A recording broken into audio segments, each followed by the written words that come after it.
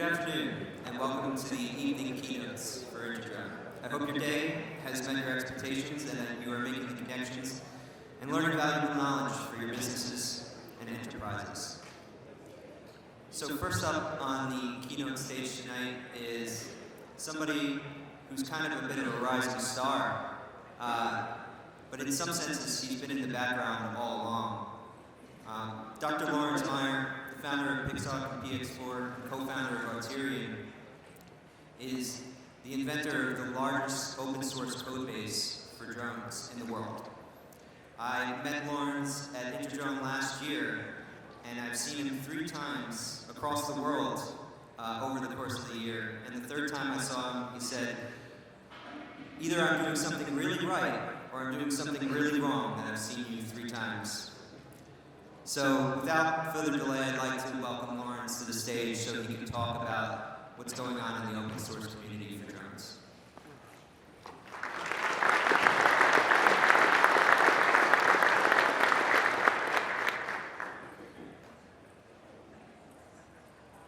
So thanks for the kind introduction.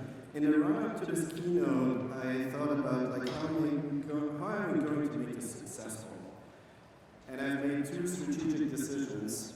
Number 1, who do you think has the most keynotes in the drone industry? Right, so you need to walk a lot on stage. Because if you do that, you get invited to all the keynotes, like Michael Chaser. So I'm going to keep doing that. The other thing I did is I have rehearsed exactly 0 times. Because that's when I'm natural, and that's when I'm at the best of my game. Arterion is a company that has news business, but we come from Switzerland, and you see the drone in the top left. And when you see that video, you know why you're in this industry, because it's just so intuitive, it's native, it's in every living being. Drones are just so cool. Let's do it again. You can't unsee this. And it's crazy. It's crazy.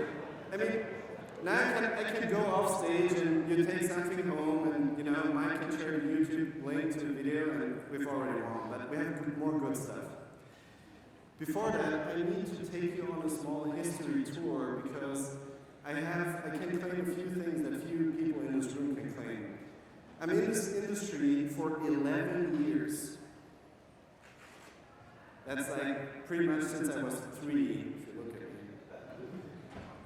And it started really all the people that started in this industry over a decade ago. You don't do it for a reason, you do it because it's cool, and you think it's cool, and everybody else think you're like a weirdo. So I wanted to do computer vision as my master's.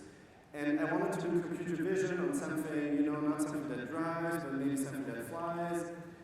And that was the whole point. Do obstacle avoidance, fly indoors, and all the things that are more or less commonplace today. And 3 weeks into the project, I realized, oh wait, to do computer vision on something that flies, you maybe need an autopilot. But back then, there were no autopilots.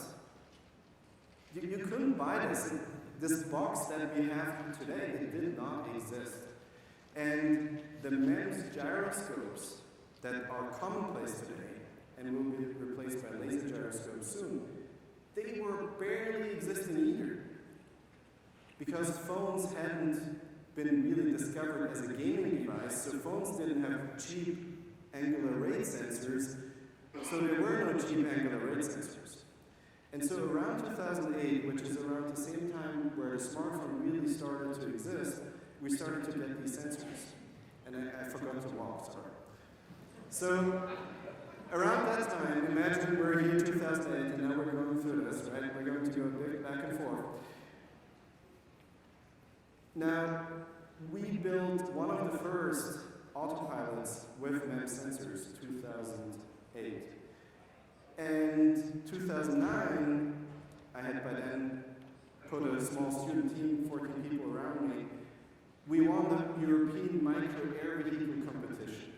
Now you might was a drone back then? Because 2009, a drone was a predator. That was a drone. 2009, this stuff with multiple propellers was a micro-air vehicle because it was a purely academic thing. And we kept doing that, and the software architecture actually looks the same like it looks today. And I made one good strategic call. I decided, well, let's not try to found a company in this early stage. I'm going to stay in academia, I'm going to do my PhD, but because I'm not leveraging anything of the IP that we have built as a student team, let's put it out there. Let's make it available as open source.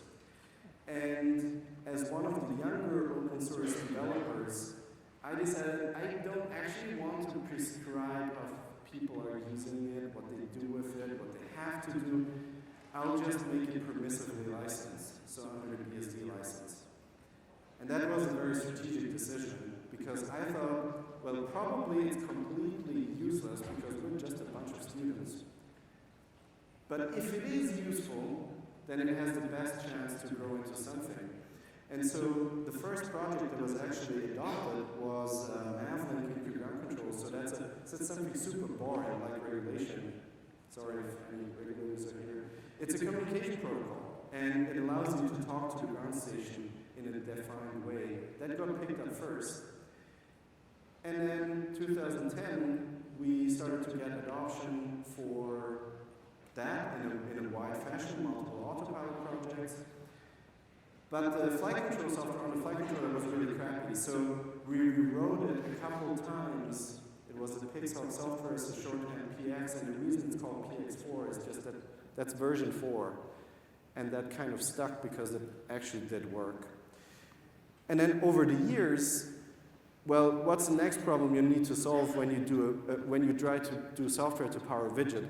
Well, you need a widget, and that's Pixar, named after the student team from 2008. That was the autopilot where I and a co-conspirator created the whole hardware design, and then 3DR picked that up as a kit to sell. We made that available as open hardware, and that's where it really started to get traction. And there was a big partnership with other open source autopilot communities, and then eventually that led part to be part of the Linux Foundation. That's when you know you've made it, now you're corporate. But it was not enough for one thing, and the problem is with open source, it's hard to use. It's inherently generally hard to use. You need an enterprise version or somebody that's packaging it up for you. And I was sitting there for 1 or 2 years, 2016, 2017, and thinking like, oh, this is not going well for PX4. People complain, it doesn't work, it's too hard, I don't understand it. And nobody did it, so I decided, well, around 2017, it's time. There needs to be an enterprise player, an enterprise solution that takes all this great work and makes it accessible for the industry. And that is exactly what Auterion is doing in a nutshell. Now, going back, this is what we did 2008.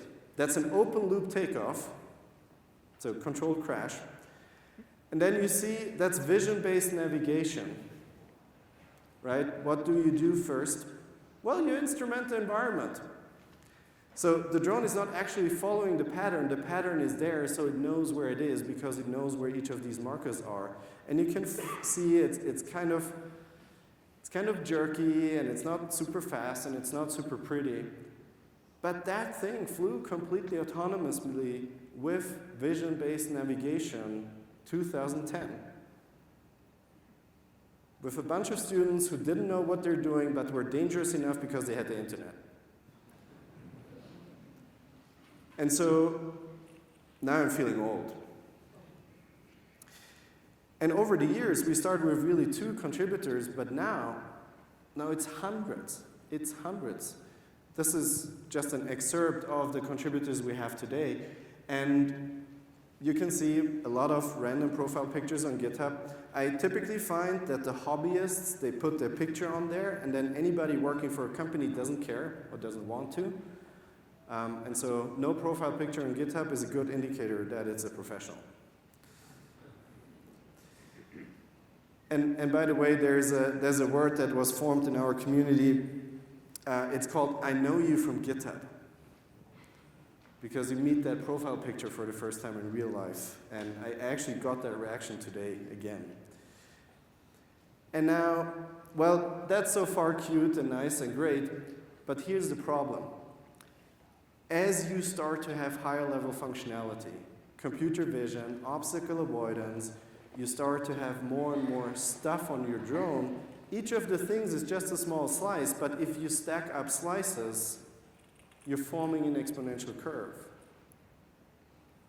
And that is the core reason why it will be really hard for any proprietary entity to keep pace with this development. You need to be having an enormous market share, and there are certain companies in the drone industry that do have an enormous market share, to sustain that. And then you can do it, I'm not discounting that. But if you don't have that market share, if you just have a single-digit percentage market share, you're not going to survive. So this is the only way.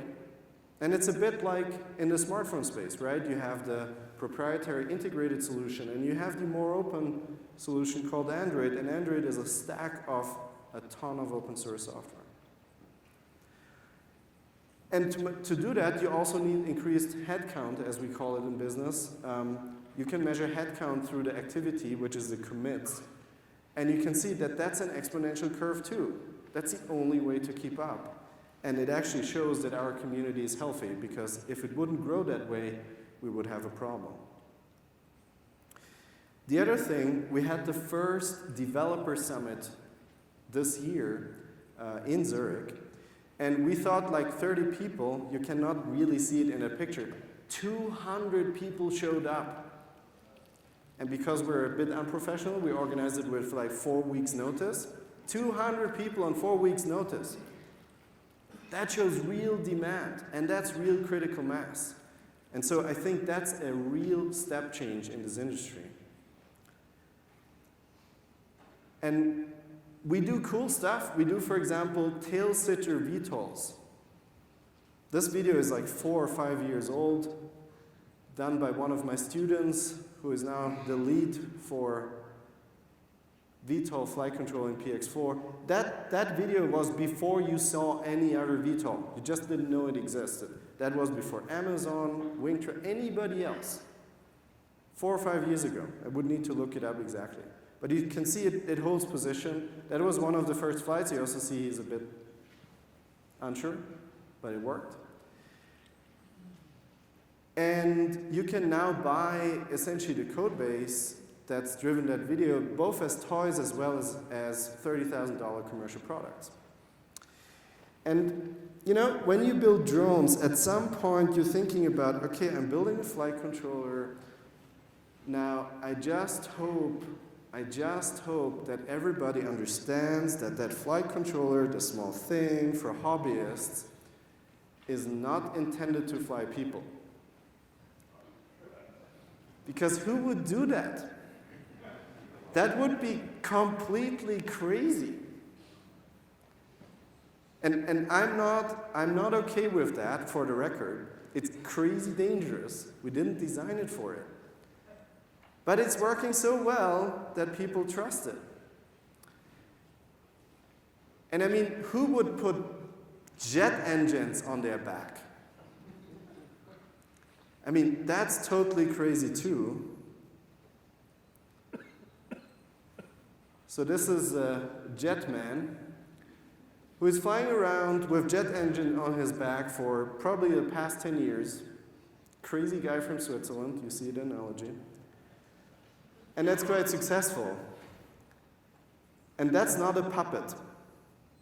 That's him balancing, held by the trust of 4 jet engines. And if you ever try this, you know it's impossible. You see the form of the wing? That's PX4. That's PX4 right there stabilizing a human. And I think it's insane, and it's cool, and I absolutely do not recommend to do that.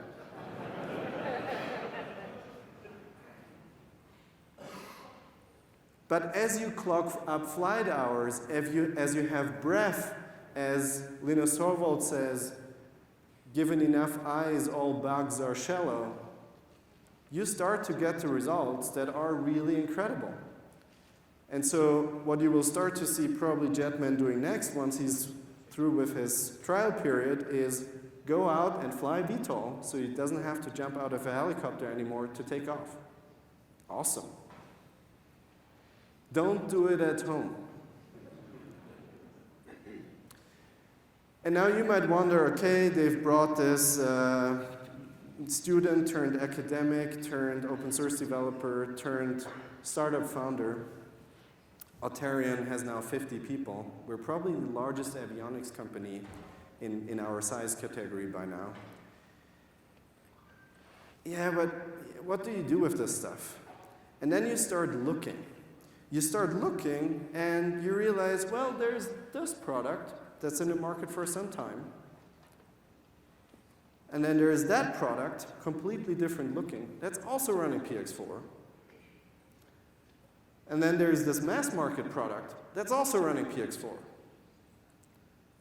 And then there's this monster that's not an RC Cessna there, right? Look at the people on the left. That's also running PX4. And I don't know what Amazon Primary is doing these days, but I can say that I had some very deep discussion back in the day with them. So it's probably a question of definition what that thing is running now. So it's everywhere. It's everywhere. People just don't know. But it's driving common standards already. Again, now that VTOL is a bit boring after you've seen Jetman, and I apologize. But that's also working. That's a very powerful survey platform. And this commercial drone. So look left and right, and you'll find that everywhere. But as we all know, it's actually not all rosy in our industry. I could have filled multiple slides with this. I just picked the biggest pivots. And I also know I've set myself up for disaster. If anything goes wrong with Jetman or with Auterion, people are going to pull the recording of this. And that's perfectly fine because you need to take risks. But you see, it hasn't all worked out in this industry, but I think that's a good thing because you need to take risk and fail. And I like to explain things in analogies, and so I looked at smartphones and I looked at computers, and it's too similar. It's like confusing. So let's go back 100 years. What is this? So the automotive nerds know it's a Ford Model T. Now what's special about a Ford Model T? It's not the brand, doesn't matter. It's two key things, two key ingredients that show you when an industry is mature. Number one, it has product market fit. If you look at this car, there's nothing about it that you do not have in a modern car as well. It's different. Different wheels, different steering wheel, different suspension, but it has a gasoline engine, well, that had product market fit. It has a steering column, it's all the same parts. That thing is like steady state, that's a car. And the second thing is it's mass manufactured. I'm not sure if Ford was the only or first or whatever person, but that's largely attributed to the success of Ford, and that's what matters, right? Product market fit, mass manufacturing. And it wasn't the first car, it wasn't the last car, but it came around a time where you see a steep decline in the number of manufacturers, because up until to that point, people had been manufacturing cars, doing everything, one man, one car, more or less, in a barn, and there were over 5,000 car manufacturers in America. 5,000, that's insane. Now, of course, that didn't work. And so that's what's exactly happening in the drone industry right now. This sort of one man, one woman, one drone manufacturing, all this integration, that doesn't work. We need to specialize. And specialization requires that you can mix and match. How do you mix and match? You mix and match through standards. And it's incredible, but back in the day, you didn't have standardized bolts. They were all bespoke. It took 10 more years until standardization in the whole mechanical industry was a thing. And you can see that with the incorporation dates of two of the largest standardization entities in the world. Now, standardization in software is a lot more complex than standardizing a bolt. And so we're kind of skipping forward. So instead of standardizing on a spec, we're standardizing on, well, let's all use the same code. And that's why open source is the agile approach to standardization. That's really the one takeaway message from this keynote. And that's going to be really important. And you can see it in every software-driven industry. And we see real traction. And this is not a commercial keynote in any way, but Auterion naturally is involved in this. So the Pentagon has adopted open source software for their short-range reconnaissance drone program. It's very real. It's a requirement. Q ground control is a government requirement. And then GE Aviation, big corporate, chose to work with Auterion to build a high-end autopilot based on open source software. So the US government and probably the most well-known US corporate move in the same year. That should tell us something. And that's why I think, and that's the title of my that's the title of my talk, and what I want to conclude with, open source is really enabling the next level of scale in the drone industry.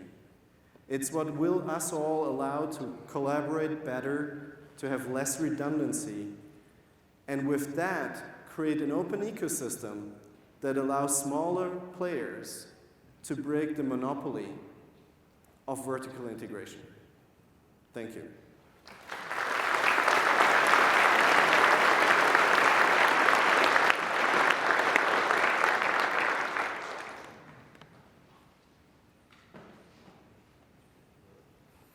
Thank you, Lorenz. So this morning I spoke about integration, implementation, and inspiration as three of the I's that the drone industry needs to meet. Our next speaker, Fane Greenwood, covers at least two of those, implementation and inspiration. And just like I said this morning, we're talking inspiration by action, not by words. And then also, she has a very practical way of looking at things through a data-centric lens. So Fane's going to talk about humanitarian work with drones, but also an ethical viewpoint on it, and how data can help us improve our efforts on that front as an industry. So, Fane, please join us on stage.